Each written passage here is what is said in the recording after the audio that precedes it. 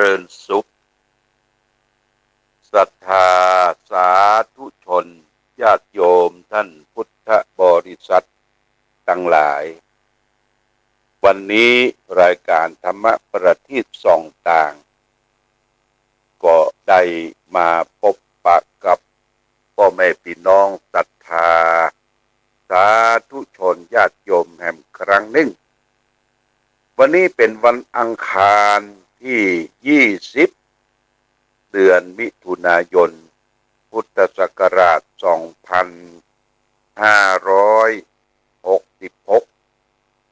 ซึ่งตรงกับเดือน10เหนือเดือน8ใต้ขึ้น3ค่ำญาติโยมนะขึ้น3ค่ำ10นี้ก็เป็น10ต้นอยู่10ต้นนี้ก็ยังบ่มีการเข้าพรรษาเตื้อถ้า10เป็ง10หลังวันที่2สิงหาพุ่นก็จะเป็นวันอาสาฬหบูชาเข้าพรรษาญาติโยมท่านสาธุชนวันนี้อากาศท้องถิ่นยังครึ้มฟ้าครึ้มฝนทำท่าฝนจะตกลงมากรมอุตุนิยมวิทยาก็บอกว่าประมาณ40-50%แถวแม่ฮ่องสอนเชียงใหม่ลำพูนลำปางโซนภาคเหนือของเราก็จะมีฝนตกลงมาประมาณสัก40-50%แต่ว่าก็ได้ยินข่าวว่าที่ตั้งอ่าวตังเกียเนี่ยตั้งหิมประเทศพม่ามีแผ่นดินไหวญาติโยมแผ่นดินไหวกระทบกระเทือนไปถึงกรุงเทพที่เป็นอยู่ตึกสูงๆนะมีความรู้สึกผ่านมาตั้งจังหวัดตากพดไปถึงกรุงเทพแต่บ้านเฮามันไกลอยู่มันไปรับความรู้สึกก็แผ่นดินที่ไหวเนี่ยนะแผ่นดินนี่มันก็เป็นดินอะญาติโยมเป็นดินเป็นแห่เป็นอย่างต่างๆแล้วก็มันแตกมันบ้างมันเพราะว่ามันอยู่เมินล่ะมันลั่นที่ไหนก็ทำให้เกิดafter shock after shock มันแตกมันบ้างมันไหวมันไหวก็ทำรับความกระทบกระเทือนถ้าน้ำไปเกิดที่หั่นมันก็จะสร้างความเดือดร้อนให้แก่พ่อแม่พี่น้องประชาชนผู้คนอย่างที่เขาได้รับผลกระทบจากafter shock จากน้ำท่วมน้ำหลากหลายปีที่ผ่านพ้นมาอันนี้เป็นเรื่องเป็นราวที่เราและท่านทั้งหลายก็ต้องระมัดระวังเรื่องของธรรมชาติญาติโยมเรื่องของธรรมชาติที่มันเกิดขึ้นเนี่ยเอามาสามารถที่จะไปบังคับคือมันอยู่อย่างเก่าอย่างเดิมได้แผ่นดินอากาศน้ำลมไฟทั้งหลายทั้งปวงนี่นะมันก็อยู่กับโลกเกิดขึ้นมาก็อยู่กับโลกเขาก็มาต้องต่อสู้กับมันนะอยู่กับโลกนี้เพราะฉะนั้นเราและท่านทั้งหลายทุกคนก็ต้องระมัดระวังแก้ไขทำอย่างใดที่จะอยู่โลกนี้คืออยู่รอดปลอดภัยได้อันนี้ก็ตะวันนี้มีแผ่นดินไหวเกิดขึ้นก็ทำให้ตกอกตกใจกับ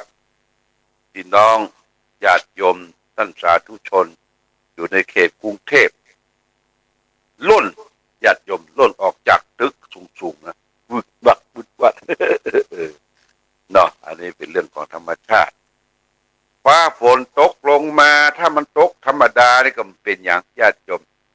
ถ้ามันตกนักตกหนา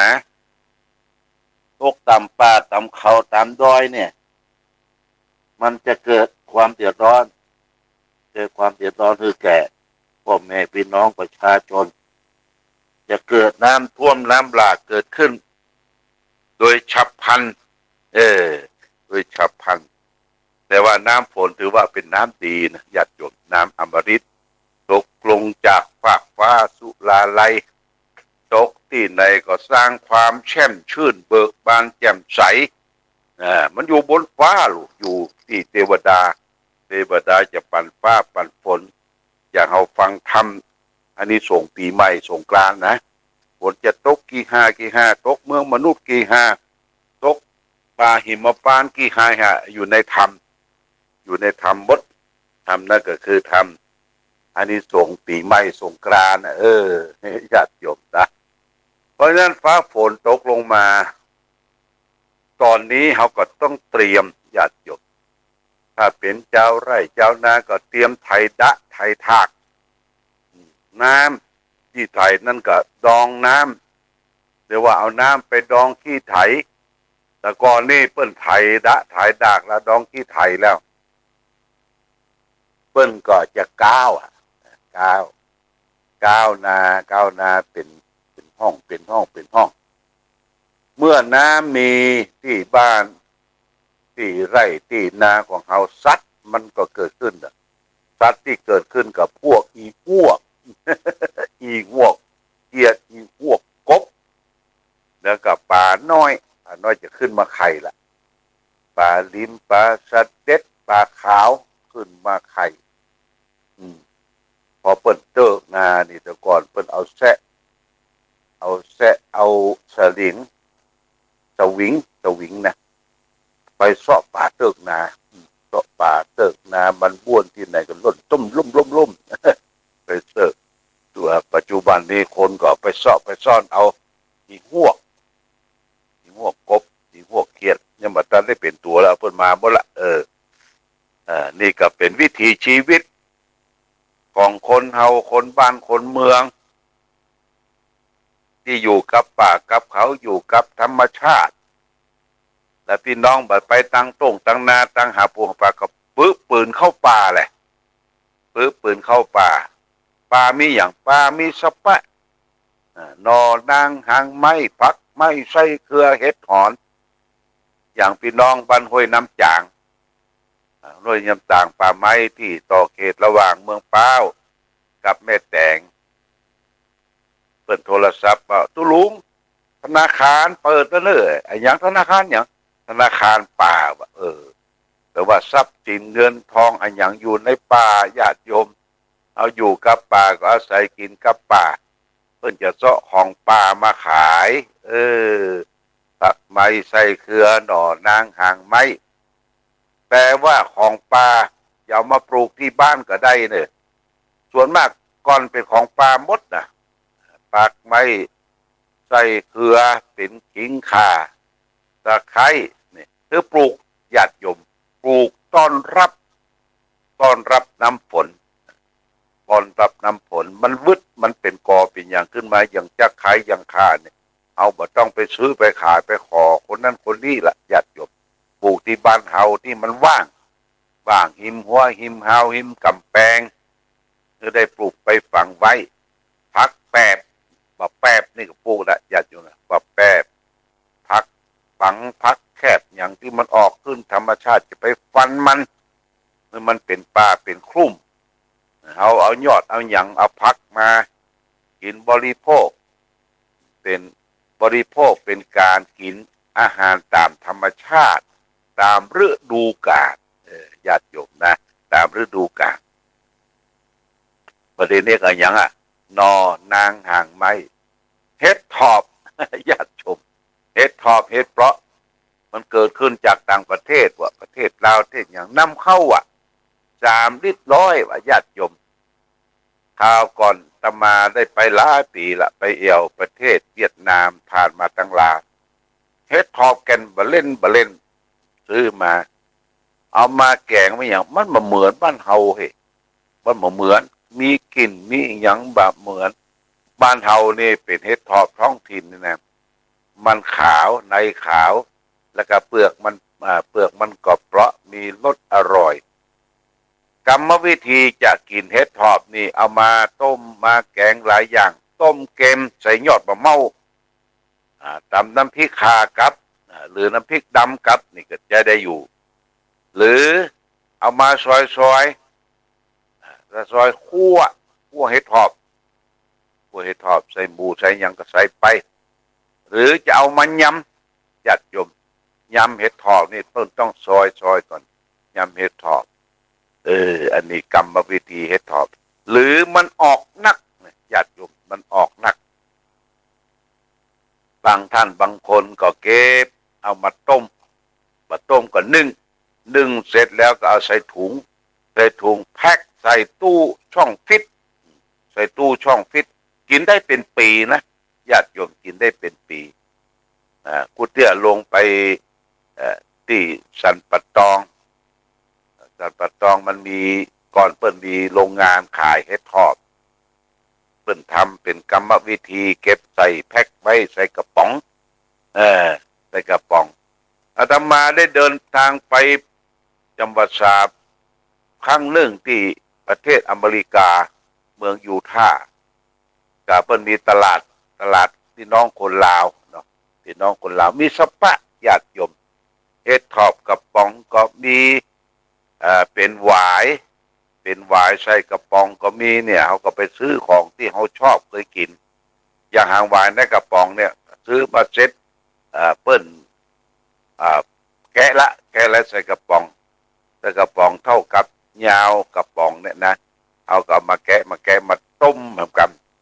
ต้มแล้วก็เอามาตำกาแกงกาเนี่ยมันอยู่ในกระป๋องหมดถ้าไปอยู่นอกอเมริกาอย่างลิ้นจี่กาลำไยกาอยู่ในกระป๋องจะกินของสดนี่ก็หายากอยู่ญาติโยมนะส่วนมากเพื่อจะเก็บเช็บไปในกระป๋องเห็ดถอบบนการญาติโยมที่มันออกนักหลายนี่นะซื้อมันถูกนี่เขาถ้ามันล้ำถ้ามันล้ำเมนกินนี่ก็เก็บไปเถอะเอานึ่งใส่ถุงแล้วเก็บใส่ตู้ฟิตเวลาเขาจะกินเมื่อไรก็ออกมาคลายความเย็นต้มแผ่นใหม่สักไข่ใส่เข้าไปต้มโบะแล้วก็เอามายำมาคั่วอย่างไต้มดนี่เป็นอาหารท้องถิ่นประจำที่ของบ้านเฮาเมืองเฮานี่ขอเฮาอย่าไปขี้ค้านญาติโยมจะไปขี้ค้านปลูกฝังไปของที่มันเกิดขึ้นในบ้านในจองอย่างที่วัดพระบาอุดมเนี่ยพริกแต้มันจะออกมาคนเดียวญาติโยมพริกแต้นกเนี่ยออกมาคนเดียวก็บอกคือแม่ชงแม่ชีอย่าไปลกมันอย่าไปลกมันบะเขือแจ้ออกมาคนเดียวนี่อย่าไปฟันมันบอกแขวงกุลาบอกแข้งขมมันออกมาคนเดียวเนี่ยจะไปฟันมันลึงมีเป็นอาหารเป็นผักไม่ใช่เครือเป็นของบริโภคประจำท้องถิ่นบางทีมันอยู่ในดินนะมันอยู่ในดินพอได้ฝนมาสัก5-5ก็วึดขึ้นมาวึดขึ้นมาอันนี้เป็นอาหารท้องถิ่นแต่ถ้าไปอวดกันว่ากินลากกินจิ้นกินปลานักญาติโยมสิ่งนั้นมันเป็นพิษเป็นภัยบางทีไปมักมมอยู่ร่างกายบะคับบะทาย2-3 วันเดี๋ยวเสาะยานั่นยานี่มาระบายเป็นทุกข์เป็นยากสู้กินอาหารตามท้องถิ่นผักไม้ไส้เครือกินไปเถอะและโดยเฉพาะอย่างยิ่งจะเป็นลืมก็คือกล้วยไต้นะกล้วยน้ำว้าเนี่ยกล้วยไต้กล้วยน้ำว้าอาตมาได้ไปหาหลวงปู่ทองเพิ่นถึงแก่มรณภาพอายุ97 ปีหลวงปู่ทองเพิ่นฉันเข้าเสร็จเนี่ยลูกศิษย์ลูกหาก็งูจะต้องมีกล้วยน้ำว้าหรือกล้วยไต้2 ลูกกล้วยไต้2 ลูกเอามาใส่จานไว้แล้วก็เอาน้ำผึ้งป่าน้ำผึ้งสดนี่นะใส่ถ้วยน้อยไว้หลวงปู่เพิ่นฉันเข้าเสร็จเรียบร้อยแล้วก็แกะกล้วยแล้วเอาช้อนซ้อมตัดกล้วยเป็นต้นแล้วก็เอาไปคุยกับน้ำผึ้งหลวงพ่อเพิ่นมีวรรณะผิวพรรณอันผ่องใสอยู่ได้ถึง97 ปีญาติโยมนะถึงแก่มรณภาพเพราะฉะนั้นใครจะต้องการมีอายุยืนก็พยายามกินผักไม้ไส้เครือ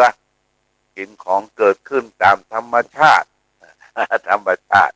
เนี่ยญาติโยมแล้วก็อาตมาก็เลยไปพุ่นเมืองจีนเมืองหนานหนิงเนี่ยเมืองจีนเมืองนี้ไปพอหมู่บ้าน หมู่บ้านที่เปิ้นอายุยืนน่ะญาติโยมคนเฒ่าที่เปิ้นนั่งหน้าบ้านกะงกกะงากอายุปาเก้าสิบเป็นร้อยก็มีน่ะคนเฒ่าส่วนมากจะเป็นผู้หญิงเนี่ยอายุยืนนะแล้วก็ถามว่าที่อายุยืนนี่ไดเพราะว่าแปลงใจคือดีว่ะแปลงใจคือสดชื่นแปลงใจบ่ห่วงบ่หามและอาหารการกินก็กินธรรมชาติแล้วก็ไปพอเพิ่นสาธิตยกตัวอย่างว่าอาหารอายุยืนอย่างนี้เนอะทุลุคือเพิ่นจะแปลงน้ำพริกใส่ด้งแปลงน้ำพริกใส่กลางด้งน่ะในพริกถั่วเน่าน้ำพริกมะเขือส้มรอบถ้วยน้ำพริกน่ะญาติโยมจะมีผักต้มผักลึงเป็นมะเขือเป็นอันมันแก้วเป็นอย่างโอ้เต็มไปหมดเอาเข้าไปจิ้มน้ำพริกแล้วเก็บผักในถาดในด้งนะกินนะเพิ่นกินก็ต้องไปอวดไว้ว่ากินนั่นกินนี่กินอาหารโอชะญาติโยมพอกินคือกินง่ายทายคล่อง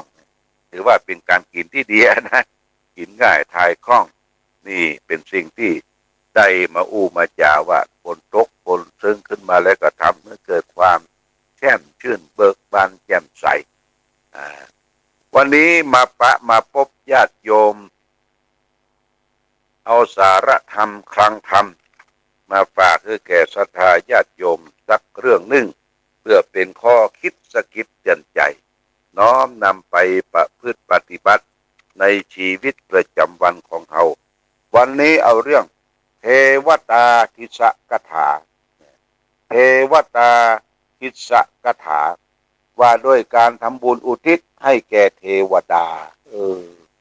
พระสัมมาสัมพุทธเจ้าท่านตรัสไว้เป็นภาษาบาลีไว้ในขังพุทธการในพุทธกานิกายปฏิสูตรนะคือสูตรว่าด้วยเทวดาพระไตรปิฎกเล่มที่25หน้า76เพิ่นตัดพระองค์ตัดไว้ว่าตัสมิงปเทเสทเปติวสังปันติตาติโยศีละวันเตทะโทเชตัวสัญญเตพรหมจาริโยสาตัสสะเทวตาอาสุงตาสังทักขินามาติเสเพิ่นต้องแปลญาติโยมแปลว่านรชนผู้เป็นบัณฑิตอาศัยอยู่ในถิ่นที่ใดควรเชื้อเชิญท่านผู้มีศีลสำรวมอินทรีย์ประพฤติพรหมจรรย์ไปในถิ่นนั้นให้บริโภคและควรอุทิศทักษิณทานให้แก่เรานั้นเทวดาที่สถิตอยู่ในสถานที่นั้นด้วยอันนี้ผู้ที่เจ้าตรัสว่าชนเหล่าใดไปอยู่ในถิ่นใดแดนใดที่ไหนควรเชื้อเชิญท่านผู้มีศีลมีสมณะชีพราหมณ์ที่สำรวมอินทรีย์ระวังตาหูจมูกลิ้นกายใจได้แล้วนะมาประพฤติพรหมจรรย์ในสถานที่นั้นให้บริโภคนะว่าท่านผู้มีศีลผู้มีอุปการะคุณมีพ่อมีแม่ล้วนแต่เป็นเทวดาของลูกของทานแล้วควรที่จะทำบุญทักษิณาทานให้แก่เหล่านั้นเทวดาที่สถิตอยู่ในสถานที่นั้นโดยญาติโยมจึงเป็นคติที่เราทำบุญทำทานตานกลัวเข้าขวัญเข้าขันหนึ่งเนี่ยเขาจะแปลงพิเศษว่าการฮือเทวบุตรเทวดาเนอนี่สืบสานมาตั้งแต่สมัยครั้งพุทธกาลที่พระพุทธเจ้าได้ตรัสว่าเทวดาอยู่ทุกที่ทุกแห่งทุกคนทุกอนูเทวดารักษาป่าไม้ภูเขาเหล่ากาท่าน้ำนาทีเทวดารักษาตนตัวเทวดาที่เป็นบุพการีผู้ที่อุปการะเรามาก่อนทำบุญอุทิศเทวดาก่อนแล้วก็ทำบุญอุทิศแก่ญาติพี่น้องปิดทั้งหลายทัดลงมาอย่างนี้เป็นต้นและภาษาบาลีแห่งบทหนึ่งที่พระพุทธเจ้าได้ตรัสว่าตาปูชิตาปูชยันติมานิตาพรหมดันตินังตะโตนังอนุกรรมปันติมาตา ปุตตังวโสโอรสังบรรดาผู้มีศีลและเทวดาที่ได้รับการบูชาแล้วย่อมบูชาผู้นั้นตอบที่ได้รับการนับถือล้วนนับถือตอบจากนั้นก็คอยประคับประคองอนุเคราะห์ช่วยเหลือผู้อื่นเหมือนกับเทวดาพออนุเคราะห์บุตรธิดาฉะนั้นเมื่อเราได้รับความอนุเคราะห์จากลูกจากหลานจากที่เขาวงวานพี่น้องได้มากราบมาไหว้มาสามารักษามาตานนั่นตานนี่มามอบพื้นสิ่งนั้นสิ่งนี้เมื่อได้รับความอนุเคราะห์เอาก็สงเคราะห์เขาเหล่านั้นโดยทำจิตที่ดีทำจิตที่เกษมช่วยเหลืออนุเคราะห์สงเคราะห์ควรดูแลอนุเคราะห์มุทิตาต่อบุตรธิดาเหล่านั้นนี่เอาเป็นพ่อเป็นแม่เป็นญาติโหโยธิกาคือทำใจให้มันเป็นเทวดาญาติโยมครูบาอาจารย์ต้องมีใจเป็นเทวดาเทวดามีธรรมะอยู่สองข้อเนี่ยญาติโยมธรรมะของเทวดานี่เพิ่งจะมีธรรมะสองข้อหนึ่งมีหิริความละอายแก่ใจสองมีโอตตัปปะความเกรงกลัวความเกรงผิดต่อการกระทำสิ่งที่เป็นความชั่วทั้งต่อหน้าและรับหลังเนี่ยใครอยากจะเป็นเทวดาในมนุษย์เมืองคนต้องมีหิริมีความละอายแก่ใจสะดุ้งหวาดกลัวต่อการทำบาปปากล้าทำบาปทั้งที่ลับและที่แจ้งทั้งต่อหน้าและรับหลังบาปคือความชั่วความร้ายสิ่งที่เป็นลามกต่างๆสองคือมีโอตตัปปะความเกรงกลัวความเกรงผิดที่ตนเองจะทำคือมีความสะดุ้งกลัวต่อการทำชั่วทั้งกายทั้งวาจาทั้งใจญาติโยมนี่หิริและโอตตัปปะเนี่ยเป็นธรรมของเทพธรรมของเทวดาถ้ามีธรรมสองข้อนี้เขาเป็นยังไงบางทีเป็นยักษ์บางทีเป็นสัตว์เดรัจฉานยักษ์บางทีก็เป็นเปรตนะญาติโยมถ้ามีธรรมะสองข้อนี่นะมันเป็นไปได้อย่างถ้าเป็นยักษ์เอาว่ายักษ์คะเนี่ยโอ้เป็นผู้วางอำนาจบาดใหญ่ชอบข่มเหงคะเนงร้ายคนอื่นชอบตวาดคนอื่นพอยักษ์ที่เปิ้นแปลงไว้อะปากแดงเสื้อยเว้ยฝ่ายปอเขี้ยวงาวงว่าญาติโยมตามนแก๊สนั่นยักษ์นี่ก็คือว่าเป็นคนมีอำนาจบาดใหญ่ชอบข่มเหงคะเนงร้ายเป็นยักษ์พอใจเป็นยักษ์ล่ะใจเป็นยักษ์ล่ะใจโกรธใจเกลียดใจโมโหโทโสเมื่อใดใจเฮาเป็นสัตว์เดรัจฉานก็คือสัตว์ชั้นต่ำเป็นหมูเป็นม้าเป็นเป็ดเป็นไก่เป็นวัวเป็นควายสัตว์เดรัจฉานนี่มันหันกันไม่ได้ญาติโยมมันทำร้ายกันมันตอดมันซับกันมันโคบกันสัตว์เดรัจฉานเนี่ยถ้าจิตใจเขาเป็นสัตว์เดรัจฉานก็โคบกันอยู่บ่ถูกกันครอบครัวเดียวกันโคบกันเป็นสัตว์เดรัจฉานบุกงูตีตาอีลันฟันแตงเป็นชุมชนเป็นอยู่ในวัดในว่าก็พิษกันเนี่ยสัตว์เดรัจฉานนะเป็นสัตว์ชั้นต่ำตัวเป็นโคนสัตว์เป็นเดรัจฉานต่อไปตัวเป็นโคนใจเป็นเปรตใจเป็นเปรตมันอย่างไรญาติโยมเปรตนี่มันตัวตามปุคละธิฐานตัวสูงเท่าลำตาลคอมันเท่าปีเนี่ยคอมันเท่าปีที่เปิ้นเป่านะตัวท้องมันใหญ่เท่าเสวียนพุทโธเสวียนที่เปิ้นใส่เข้ากินบ่ฮู้จักอิ่มเปรตเนี่ยมีความยินดีอยากได้ต้องการทุกชิงวิ่งราวโลภอำเบียดบังของคนอื่นนี่หมู่เปรตนะหมู่เปรตญาติโยมกินเล็กกินหลัวกินถนนหนทางกินหินกินทรายเปรตทั้งนั้นแหละญาติโยมเปรตมักจะอยู่ที่วัดเปรตมักจะอยู่ที่วัดเก่าโบราณนี่ญาติโยมเพราะอย่างวัดเนี่ยเป็นของสงฆ์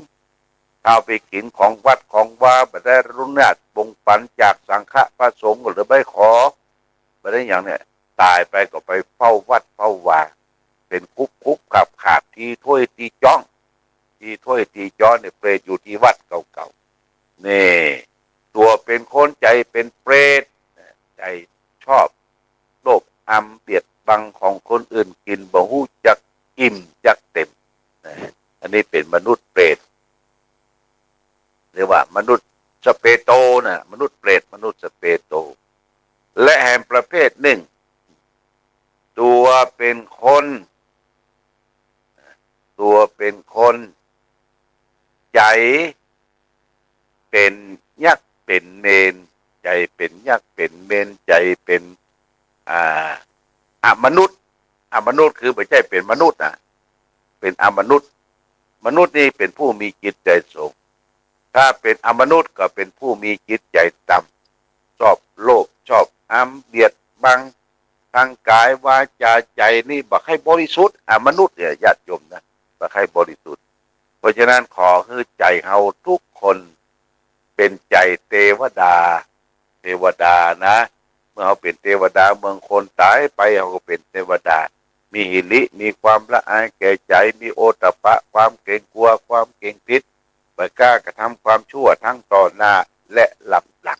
นี่ฝากไว้เป็นข้อคิดพิจารณาแก่ศรัทธาญาติโยมท่านสาธุชนไว้ณโอกาสวันนี้โอกาสนี้เอาละวันนี้รายการธรรมะประทีปส่องทางได้มาพบศรัทธาญาติโยมท่านสาธุชนทั้งหลายก็พอสมควรแก่กาลเวลาขอความสุขความเจริญจงมีแก่ศรัทธาญาติโยมสาธุชนทุกท่านคือท่านทั้งหลายได้ประสบสุขโชคดีประกอบไปด้วยอายุวันนะสุขภาระเหมือนกันทุกรูป